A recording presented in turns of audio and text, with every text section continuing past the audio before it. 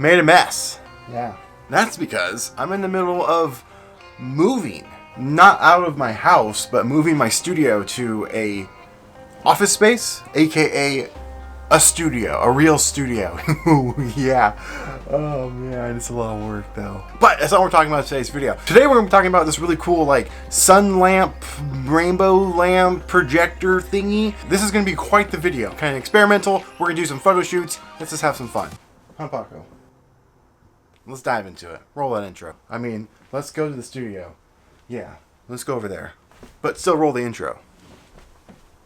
You know the type of guy that was a jock in high school but ended up becoming a huge nerd? You know, someone that's not afraid to make a fool of themselves on the internet. And someone that likes to shoot Polaroid a little too much. Did I say huge nerd? You know, just an ordinary, everyday guy. Well, that's me.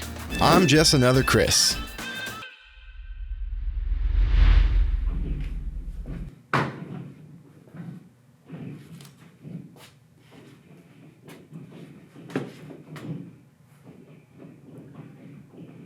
There's a tap dancing class going on next door.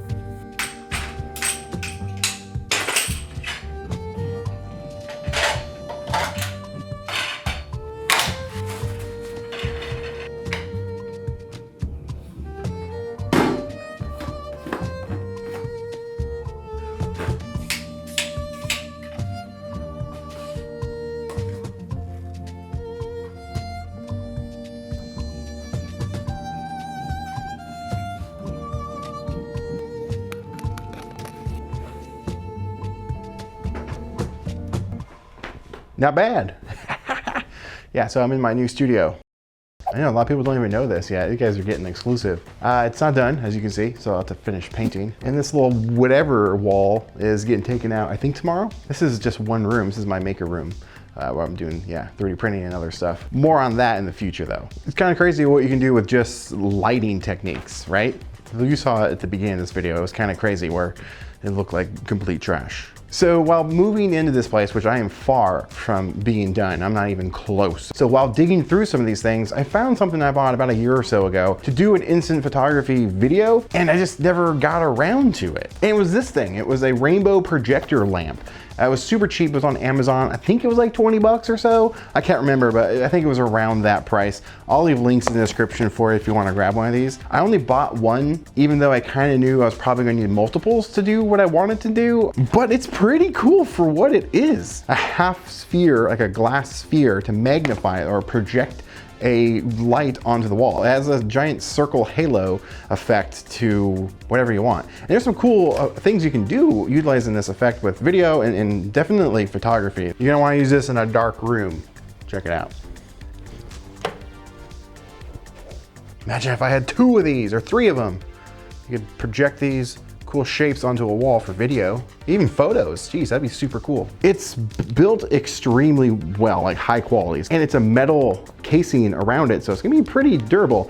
And it runs off of USB, which I think is really nice because it kind of makes it mostly portable because you can just plug this into a power bank and power the device. Everything nowadays, you have to like connect to your phone. It was cool in the beginning, but I think it's getting a lot out of hand. It's getting kind of crazy and almost frustrating. You have to take your phone out and connect to it and go through the stuff. Certain things, it's great, but what's cool about this thing, you don't have to use a phone to connect to it to operate it. It has, the brightness levels, you can just power it on. But if I turn off this backlight, now there's no light behind me, and now I got this. See, it's like a circle. It's like I said, it's not too powerful just by one, and I have my aperture light on, and it's it's not up too bright, but it's a powerful light in itself, and this thing can't quite compete with it. But you can change the color, and it does do some effects, and it does have a little bit of brightness options. It also works better if you're closer to the wall. It's a little bit brighter, but it also makes the circle or the effect a lot smaller.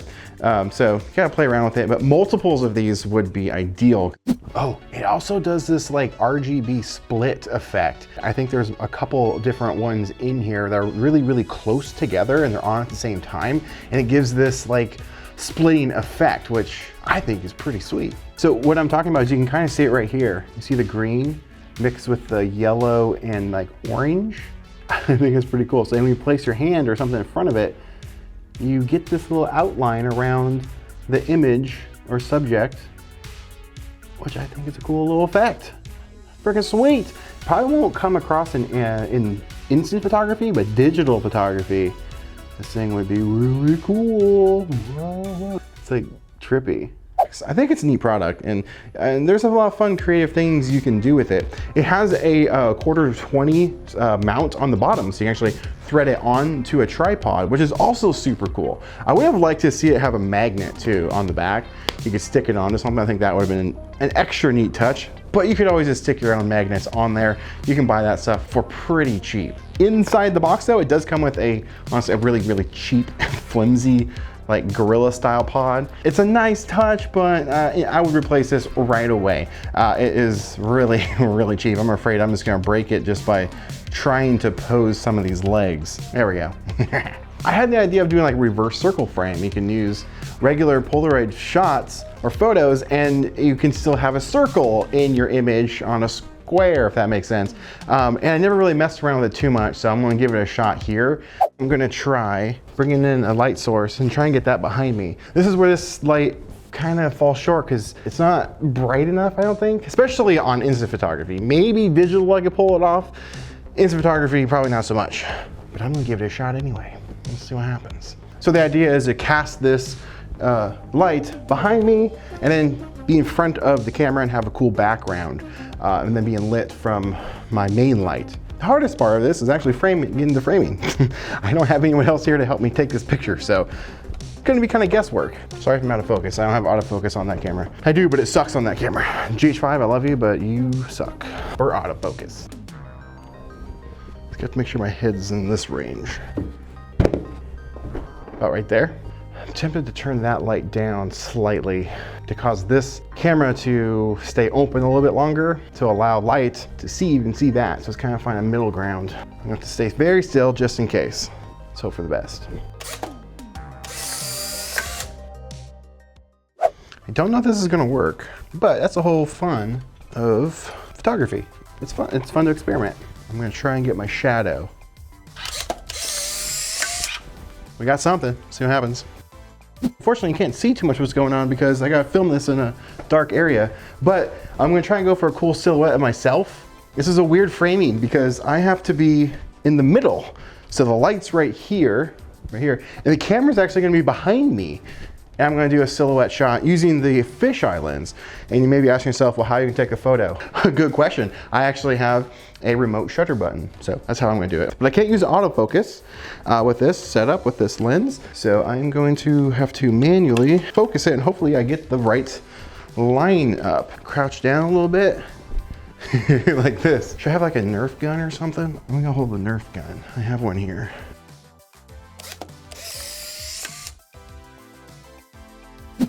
Do a simple thumbs up, right?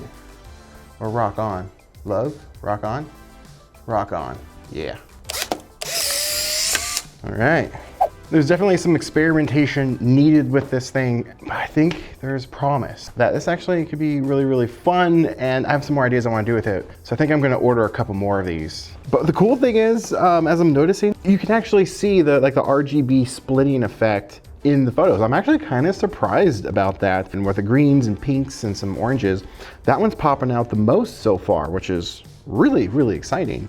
And the selfie I took is looking good. I got the lighting actually pretty good and the framing pretty good. This is where if this thing also falls short in the fact that it's kind of too small. If I had a couple more of these, I would be able to shape the lights a little bit more, shape the framing, and also if somebody took this photo, they probably could have lined me up a little bit better, I guessed. But it's not actually that bad at all. I'm kind of surprising myself a little bit.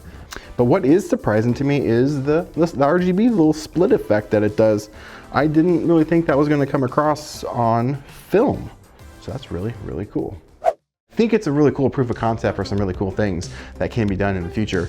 But do you have one of these, or do you have one that's better? Let me know in the comments below. Let's chat about it. And if you have something that is better though, definitely let me know, because I definitely want to try it out. You know me, I like experimenting with weird things. I have to get back to work. There's so much going on around here. Don't worry, I will be doing a complete new studio tour coming soon. This place is pretty freaking big.